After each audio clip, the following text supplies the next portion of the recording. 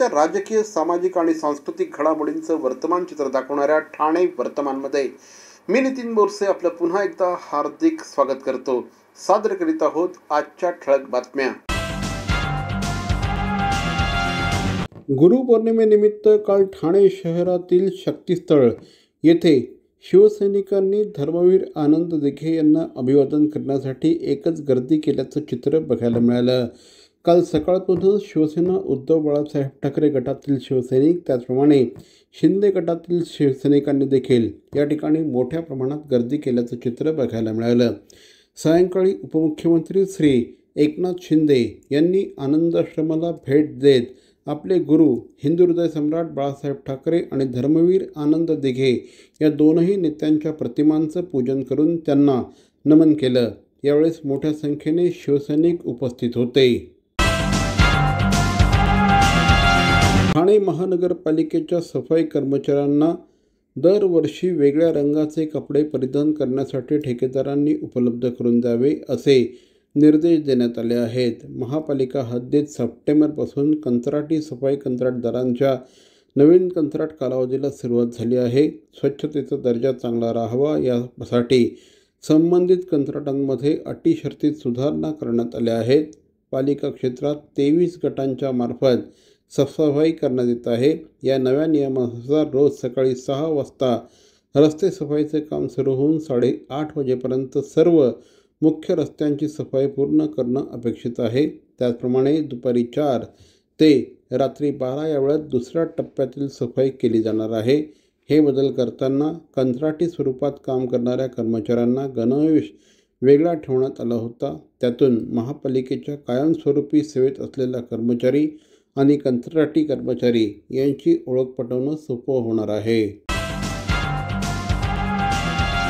15 ते 20 दिवसांपूर्वी भाजप शहराध्यक्ष संजय वाघोले आणि त्यांची कन्या यांना विद्यार्थ्यांवर अन्याय होत असल्याचं आणि त्यांची फसवणूक होत असल्याचं वृत्त समजलं होतं. त्यानंतर संजय वाघोले आणि त्यांच्या कन्याने या संस्थेच्या विरोधामध्ये आवाज उठवला होता आणि धरणं आंदोलन केलं होतं. त्यानंतर या संस्थेचे संचालक डॉक्टर प्रमोद कुमार मौर्य यांनी त्यांच्या विरोधात नौपाडा पोलीस ठाण्यामध्ये गुन्हा नोंदवला होता.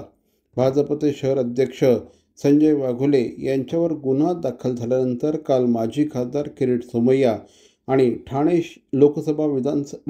लोकसभा मतदारसंघाचे खासदार श्री नरेश म्हस्के यांनी काल नौपाडा पोलीस स्थानकामध्ये ठिय्या आंदोलन केलं.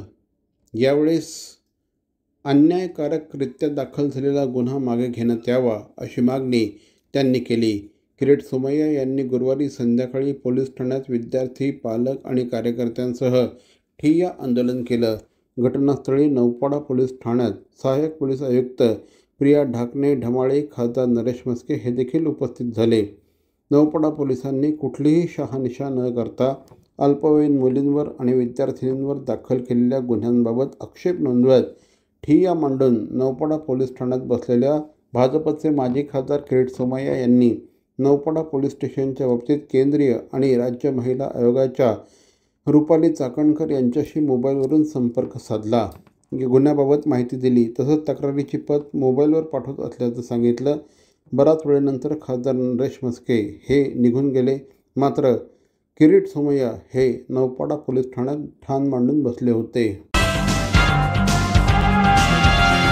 राज्यातील ॲपवर आधारित बसेस, कार, बाईक, टॅक्सी यांना राज्यात व्यवसाय करताना कायदेशीर तत्त्वांचं पालन करणं आवश्यक आहे. खाजगी वाहतूक व्यवसाय करणाऱ्यांना बसेस, कार, बाईक, टॅक्सी यांनी नियमांचं उल्लंघन केल्यास त्यांच्यावर कायदेशीर कारवाई करण्याचे निर्देश परिवहन मंत्री प्रताप सरनाईक यांनी दिले. विधान भवन येथे ॲपवर आधारित बसेस, कार, बाईक, टॅक्सीच्या विविध विषयांसंदर्भात बैठकीत परिवहन मंत्री प्रताप सरनाईक बोलत होते. यावेळेस परिवहन आयुक्त विवेक भीमनवार यांच्यासह परिवहन विभागाचे ज्येष्ठ अधिकारी उपस्थित होते. यावेळेस बोलताना श्री सरनाईक यांनी राज्य शासन नेहमीच या क्षेत्रात होणाऱ्या सकारात्मक बदलांसाठी नाविन्यपूर्ण उपक्रमांना पाठबळ देत आहे. कोणत्याही ॲपवर आधारित बसेस, कार, बाईक, टॅक्सी यांनी कायदेशीर बाबींचं पालन करूनच वाहतुकीचा व्यवसाय करावा. राज्य शासनाच्या नियमांचं उल्लंघन करणाऱ्यांवर कडक शासन करण्यात येईल. ॲपवर आधारित बसेस, कार, बाईक, टॅक्सी यांनी केंद्र शासनाच्या मार्गदर्शक सूचना तसंच राज्य शासनाच्या मार्गदर्शक सूचनांचं पालन करणं गरजेचं असल्याचं मत देखील श्री सरनाईक यांनी व्यक्त केलं आहे. शिवसेनेचे मुख्य नेते आणि राज्याचे लाडके उपमुख्यमंत्री माननीय एकनाथजी शिंदे साहेबांच्या पत्नी सौ लता एकनाथ शिंदे यांना वाढदिवसानिमित्त माजी नगरसेविका मनीषा कांबळे आणि शिवसेनेचे उपविभाग प्रमुख श्री सचिन कांबळे यांच्या वतीने वाढदिवसाच्या हार्दिक शुभेच्छा.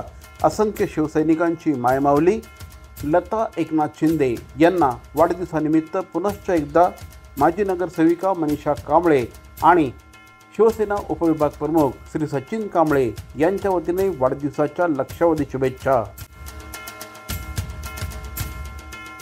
तिथं तिथं या हवा देखू जहा हाय आपलीच हवा.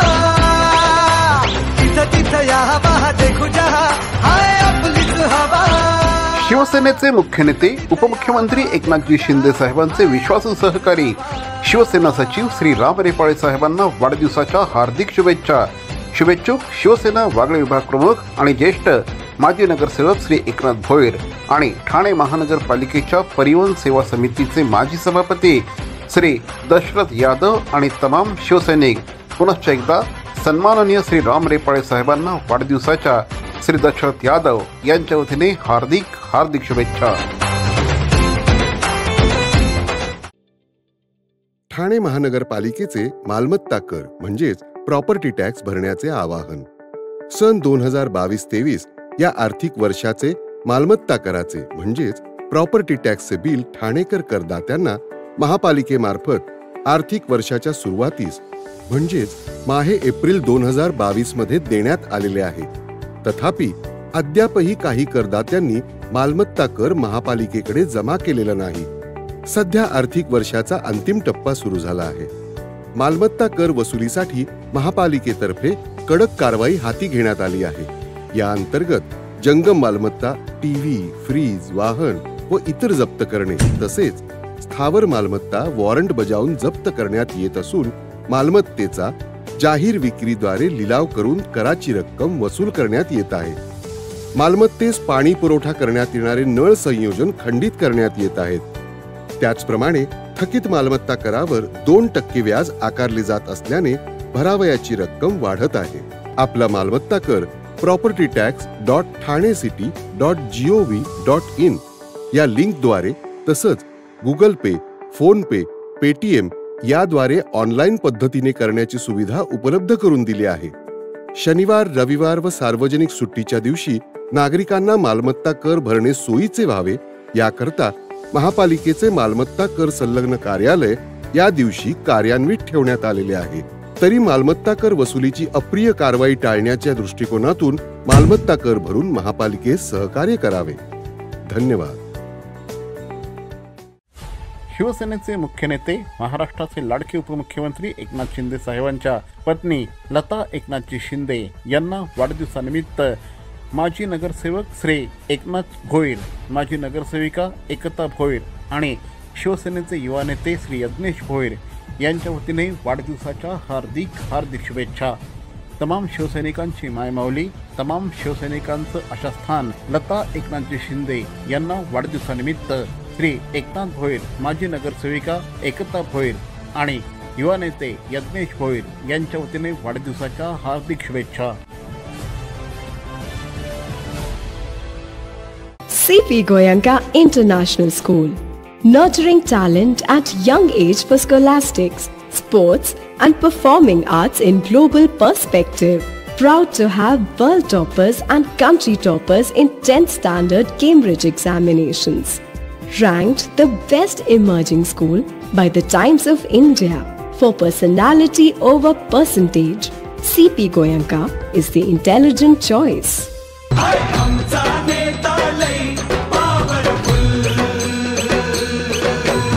महाराष्ट्राचे उपमुख्यमंत्री आणि शिवसेनेचे मुख्य नेते माननीय श्री एकनाथजी शिंदे यांचे विश्वासू शिलेदार शिवसेना सचिव श्री राम रेपाळे यांना वाढदिवसानिमित्त माजी नगरसेविका मनीषा कांबळे आणि शिवसेनेचे उपविभाग प्रमुख श्री सचिन कांबळे यांच्या वतीने वाढदिवसाच्या हार्दिक शुभेच्छा।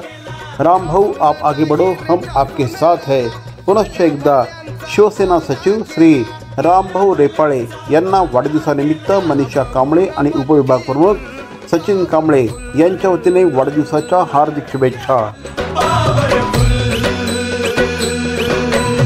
वर्तकनगर येथील साईबाबा मंदिरात गुरुपौर्णिमेनिमित्त श्री साईनाथ सेवा समितीच्या वतीने काल विशेष कार्यक्रम आयोजित करण्यात आला होता। यावेळेस मोठ्या संख्येने भाविक उपस्थित होते। पहाटेपासूनच मंदिरामध्ये काकड आरती, अभिषेक, गुरुपूजनाचे धार्मिक कार्यक्रम संपन्न झाले। मंदिर परिसर फुलांच्या सजावटीने उजळून निघाला होता। सायंकाळी साईंची पालखी मिरवणूक काढण्यात आली होती। विविध ठिकाणावरून साई पालख्या यावेळेस मोठ्या संख्येने मंदिरात आल्या होत्या। विविध प्रकारचे धार्मिक कार्यक्रम श्री साईनाथ सेवा समितीच्या वतीने दरवर्षीप्रमाणे आयोजित करण्यात येतात। यावर्षी देखील मोठ्या भक्तिभावाने आयोजित कार्यक्रमाला भाविकांनी मोठा प्रतिसाद दिला।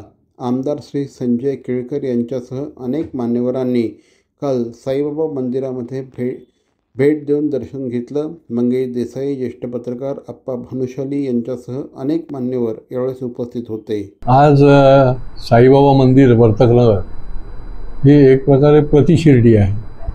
गेली अनेक वर्ष या ठिकाणी बाबांची मंदिराची, त्यांच्या मूर्तीची स्थापना आहे आणि स्वर्गीय बळीभाई यांनी हे शून्यातून हे मंदिर उभं केलेलं आहे। त्यांची सगळी टीम ही अजूनही कायम आहे। या ठिकाणी सकाळपासून प्रचंड भक्तांची गर्दी, म्हणजे सकाळी 5 वाजल्यापासून ते आता जवळजवळ 9, 9:30, 10 वाजेपर्यंत लाईन काही कमी होत नाही।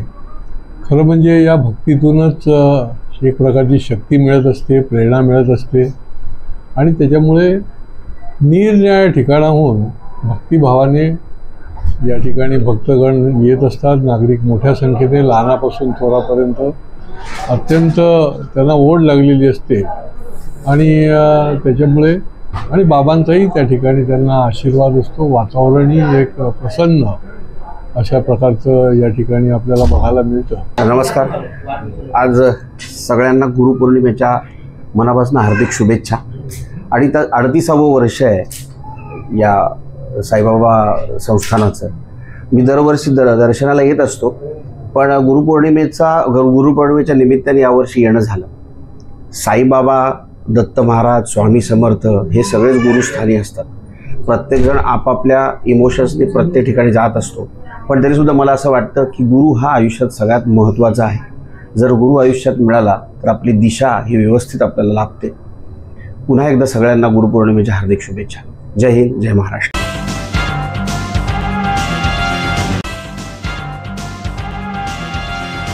तर मंडळी, या होत्या आजच्या ठळक बातम्या। आपल्या काही सूचना अथवा समस्या असल्यास आमचा पत्ता Dadoji Konde stadium, shop number 16, Khatal road, Thane पश्चिम, दूरध्वनी क्रमांक 9820939420। तर मग पुन्हा भेटू उद्या याच वेळी याच ठिकाणी ठाणे वर्तमानमध्ये। तोपर्यंत धन्यवाद। जय हिंद, जय महाराष्ट्र।